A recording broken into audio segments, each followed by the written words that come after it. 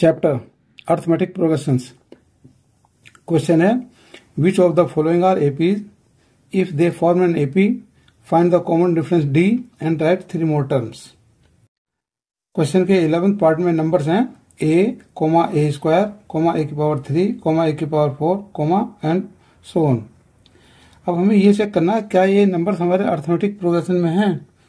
Arithmetic progression में check करने के लिए हम इनका कंसेक्यूटिव टर्म्स का डिफरेंस निकालते हैं। यदि कंसेक्यूटिव टर्म्स का डिफरेंस सेम है तो ये अर्थमेटिक प्रोग्रेशन में होंगे, अदरवाइज नहीं होंगे। Solution, the list of numbers is a square, a की पावर 3, a की पावर 4 एंड सो ऑन। अब difference of consecutive terms, consecutive terms का डिफरेंस निकालते हैं हम, यानी कि a2 minus a1 second term में से फर्स्ट टर्म माइनस करेंगे तो सेकेंड टर्म में हमारा a square minus first term में a। यहाँ से दोनों में से a कॉमन ले लेंगे, a कॉमन, तो ये बचा a माइनस 1। ये हमारा फर्स्ट टर्म की वैल्यू, ये a2 माइनस a1 की वैल्यू आ गई, a bracket a minus 1।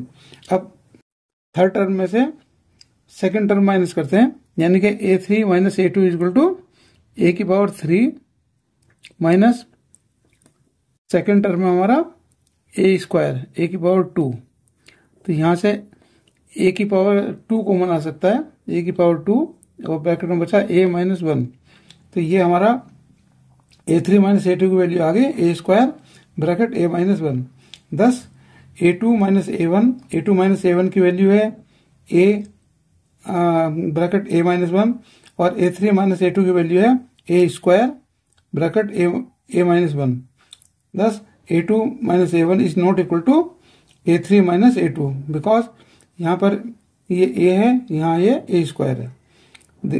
therefore the list of numbers does not form an AP। यही इसका आंसर है। And thanks for watching the video.